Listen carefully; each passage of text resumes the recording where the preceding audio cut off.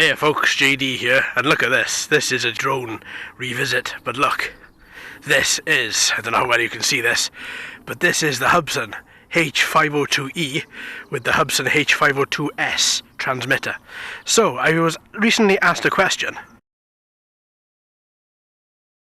and I thought I would give it a shot. So, exactly what happens if you do manage to bind these two devices together? Do you get FPV? Do you get follow me? Is it just to do with the firmware on the newer quadcopter, or will it work on this one as well? So let's plug her in and let's find out. Alright, so that's now the compass calibrated, so we're all up to date, we're all ready to go.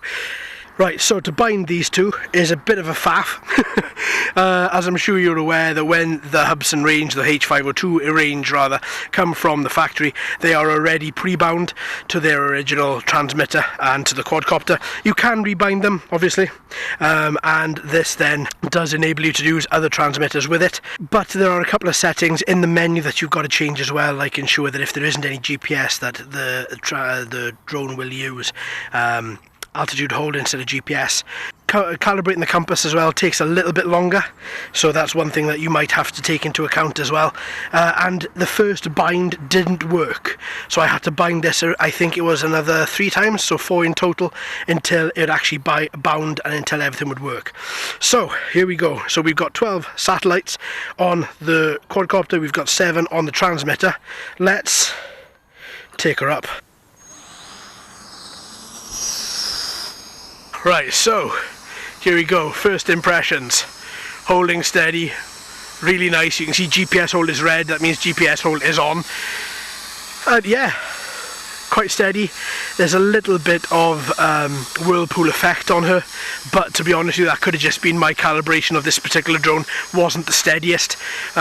So responds as you'd expect it to respond to any other transmitter, to be honest with you, or as you'd expect it to respond to the transmitter that it first comes with.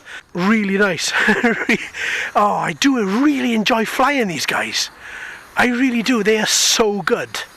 Even though they are part of the toy range, or the toy sort of quadcopters, I think they feel more of a crossover.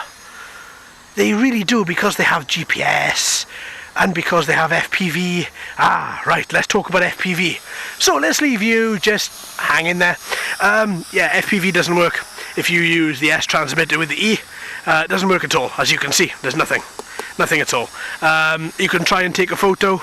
It says photos taken. Whether it has been, I don't know. What we'll try follow me. So let's spin him around.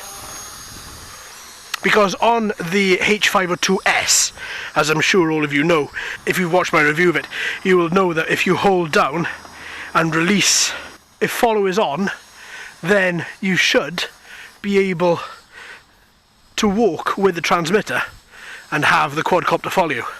And it still works. With the E, I'm trying to get all this in frame, sorry folks. There we go, you can see it's moving. Oh, let's confuse it, let's go backwards. Still works. Beautiful, absolutely beautiful. Oh, a bit of a twitch there, don't know what happened there. There we go, move to the left, it moves to the left. Stop, it stops. Oh, see, I know follow me is such a gimmicky sort of thing, but I love it. I think it's really good, really cool.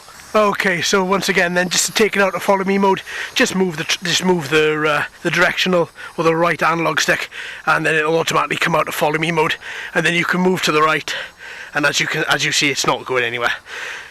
Oh, so there we go. So there we have it. Yet again, another fantastic flight. I so crazy that every time I take these guys out, I'm just really impressed with them, but they are just such impressive quads. So there we go. So the E flying off the S controller is possible. It flies, uses GPS, uses the follow me function, which is only an S function, not an E function. So obviously that's just because the GPS module is built into the transmitter as well.